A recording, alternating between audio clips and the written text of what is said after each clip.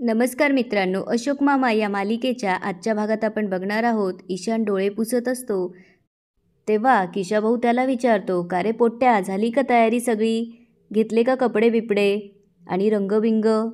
त्यावर ईशान म्हणतो, नाही नको आहेत मला. त्यावर किशाभाऊ विचारतो, काऊन, काय झालं? असं का गप्प गप्प? तेव्हा राधाबाईंनी म्हणते, तुम्ही थांबा ना, आणि त्याला विचारते, बाल्या पाणी घेतलं का? आणि ती त्याला पाण्याची बॉटल भरून देते आणि विचारते, बाली कुठं गेली?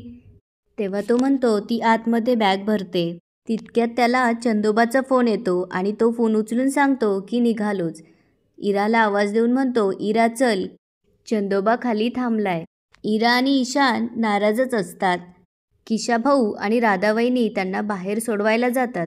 ते गेल्यावर हे दोघं आपले मोकळे होतात आणि म्हणतात, गेले, आता मी मस्त झोपतो आपलं. तेव्हा राधाबाईंनी म्हणते, काय तुम्हाले दिवसाढवळ्या झोप कशी येते? उठा बरं, चला बाहेर जाऊ आपण.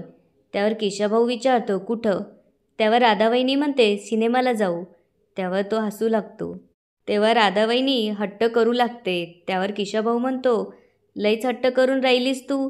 गप्प बस, पाऊस बिऊस आला म्हणजे, मे महिन्यात बी पाऊस पडतो म्हणजे अजब नाही का? त्यावर ती म्हणते, आत्ता पडून राहिला का? मला उगाच शेंड्या नका लावू तुम्ही, आणि दोघांचं सिनेमाला जायचं ठरतं. इकडे भैरवी सगळ्यांना बोलून सांगत असते, now listen to me carefully. उद्या आपले सिनियर येत आहेत, त्यामुळे सगळे कामं प्रिसाईज करा. आपल्याला प्रेझेंटेशन द्यायचं आहे त्यांच्यासमोर. थोडे जरी कमी पडलो तरी परिणाम वाईट होतील. त्यावर अशोक मामा विचारतात, म्हणजे नक्की काय होईल? त्यावर भैरवी म्हणते, म्हणजे प्रोजेक्ट कदाचित काढला जाऊ शकतो आपल्याकडून.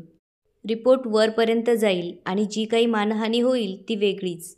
आणि ती सगळ्यांना म्हणते, so pull up your socks and give your best shot. तेव्हा हर्षा म्हणते, डोंट वरी भैरवी, आपण सगळे एकत्र आहोत. तेव्हा भैरवी म्हणते, आणखीन एक, त्यांच्यासमोर तुमचा कंडक्ट चांगला असू द्या.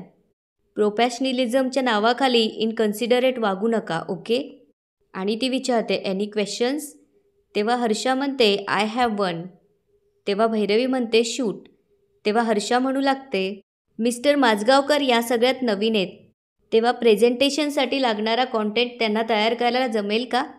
तेव्हा भैरवी म्हणते, का नाही जमणार? त्यावर हर्षा म्हणते, आय मीन ते डॉक्युमेंटेशन एक्सपर्ट आहेत ना, इथे क्रिएटिव्ह कॉन्टेंट लिहावं लागणार आहे. Bhairavi, think about it. उगाच त्यांच्यामुळे आपला जॉब नको जायला ना. त्यावर अशोक मामा म्हणतात, काही काळजी करू नका, माझ्यामुळे अनेकांना नोकऱ्या मिळाल्यात. माझ्यामुळे नोकरी तर जाणार नाही, पण तुमच्या ढिसाळ कामामुळे नोकरी गेली तर काही सांगता येत नाही. तेव्हा हर्षा चिडून त्यांना म्हणते, हाऊ डेअर यू.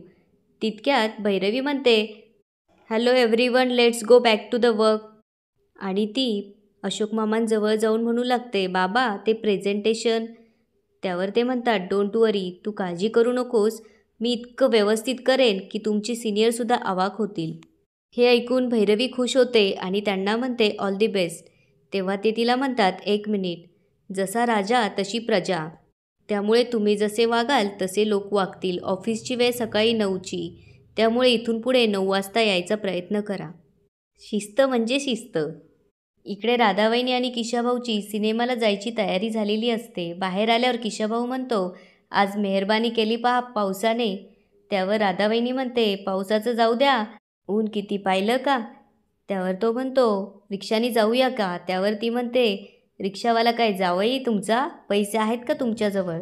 तितक्यात त्यांना तुषारची गाडी येताना दिसते आणि किशाभाऊ तेव्हा दोघंही गाडीसमोर जाऊन गाडी थांबवतात.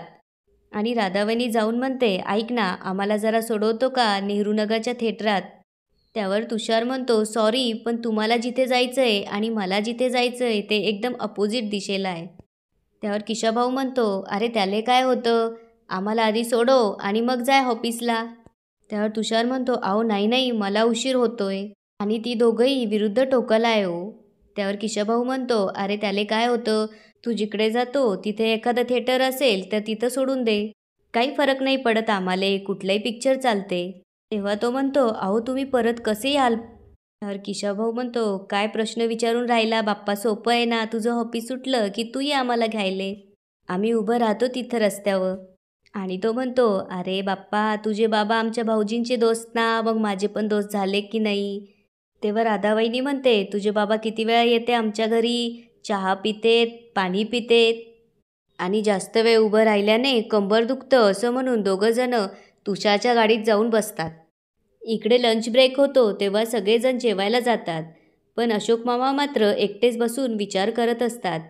तितक्यात त्यांच्या डोक्यात एक आयडिया येते आणि ते संयमीला कॉल करतात आणि विचारतात, कामात आहेस का? त्यावर ती म्हणते, नाही. काय आजोबा, काय झालं, काही प्रॉब्लेम झाला आहे का? त्यावर ते म्हणतात, नाही, मला तुझी एक छोटीशी मदत हवी होती. आणि ते सांगू लागतात, मला एक ना लिहायचं काम आलं आहे. त्यावर संयमी म्हणते, ओके, काय लिहायचं आहे?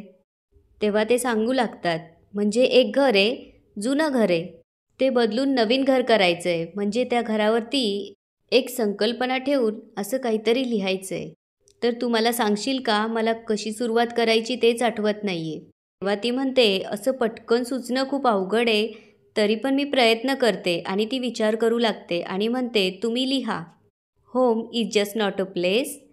त्यावर अशोक मामा म्हणतात, अगं पण ते इंग्लिश आहे ना, तू मला मराठीत सांग, मी इंग्लिशमध्ये कसं लिहू? त्यावर ती म्हणते, अहो आजोबा, मी कुठे आता तुम्हाला मराठीत सांगू, English is my thinking language. त्यावर ते म्हणतात, ठीक आहे, सांग, मी करून घेईन मराठीत. तेव्हा ती सांगू लागते, home is just not a place, it's an emotion. आणि ती पुढे सांगू लागते.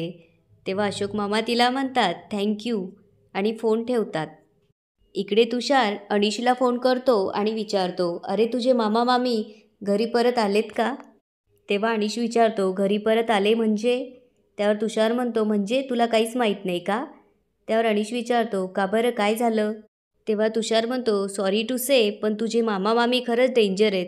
म्हणजे आत्तापर्यंत फक्त तुझ्याकडून किस्से ऐकले होते, आज प्रत्यक्ष अनुभव पण घेतला. त्यावर अनिश विचारतो, आता काय झालंय? तेव्हा तुषार म्हणतो, काही नाही रे, तू काही बोलू नकोस त्यांना, पण आज मला ऑन द वे उलट्या दिशेला जाऊन त्यांना थिएटरला सोडवावं लागलं. तेव्हा अनिश म्हणतो, थिएटर? तेव्हा तुषार म्हणतो, आणि तुला माहिती आहे का, गाडी तेवढी कंटिन्यू बडबड चालू होती की मला रेडिओ चालू करायची गरजसुद्धा पडली नाही. तेव्हा अनिश म्हणतो, तुषार, आय एम एक्स्ट्रीमली सॉरी यार, त्यांच्यामुळे तुला उगाच त्रास झाला. तेव्हा तुषार म्हणतो, अरे प्रश्न तो नाहीच आहे रे, प्रश्न मला हा पडला आहे की तुम्ही सगळे त्यांना कसे झेलतात. हॅट्स ऑफ आहे बाबा तुम्हाला. एनिवेज, ते घरी परत आले की नाही याची काळजी वाटली म्हणून कॉल केला होता. तेव्हा अनिश म्हणतो, यू डोंट वरी, ते दिसतात तेवढे साधे नाही आहे, येतील बरोबर घरी. इकडे अशोक मामांचं कंटेंट रायटिंग पूर्ण झालेलं असतं. तितक्यात हर्षा तिथून जात असते.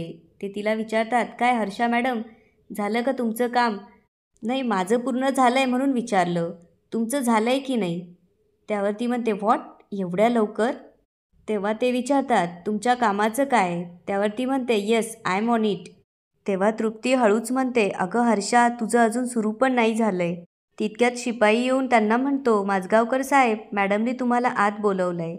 तेव्हा अशोक मामा म्हणतात, मॅडमपर्यंत बातमी पोचली वाटतं. त्यावर तो विचारतो, कसली? त्यावर अशोक मामा म्हणतात, हेच, माझं काम पूर्ण झाल्याची. तेव्हा अशोक मामा त्यांनी लिहिलेला कागद त्यांच्या फाईलमध्ये ठेवून हर्षाला म्हणतात, मी मॅडमकडे जातोय, तुमचं काही द्यायचं आहे का? तेव्हा हर्षा म्हणते, हे बघा मिस्टर, आणि ती काही बोलण्याच्या आत अशोक मामा तिथून निघून जातात.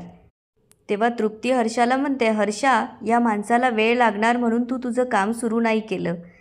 जर तुला वेळ लागला तर चूक तुझीच असेल. तेव्हा हर्षा रागातच अशोक मामांच्या फाईलमधून कागद काढते आणि चुरगाळून डस्टबिनमध्ये टाकून देते.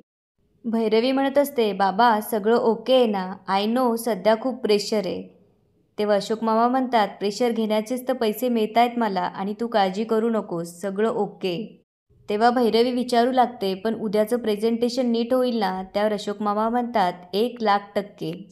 अशोक मामा बाहेर येतात आणि फाईल बघतात तर त्यांचा कागद तिथे नसतो आणि ते सगळ्यांना विचारू लागतात, मी इथे फाईलमध्ये कागद ठेवला होता, कोणी बघितला का? तेव्हा ते म्हणतात, अहो तुम्ही कागदावर का लिहिला, लॅपटॉपमध्ये टाईप करून ठेवायचा ना? त्यावर अशोक मामा म्हणतात, अहो मी लिहिणारच होतो, पण थोड्या वेळासाठी इथे ठेवला होता. तेव्हा हर्षा मुद्दामच अशोक मामांना म्हणते, मिस्टर माझगावकर, मग करा ते फेअर, काय ना, आपल्याला प्रेझेंटेशनसाठी लागणार आहे ना? त्यावर अशोक मामा म्हणतात, करतो ना. तेव्हा ते म्हणतात, आणि एक गोष्ट लक्षात ठेवा, मी अनफेअर कधीच वागत नाही, आणि जो माझ्याशी अनफेअर वागतो त्याला मी भीक घालत नाही. डोंट वरी, मी लिहितो परत.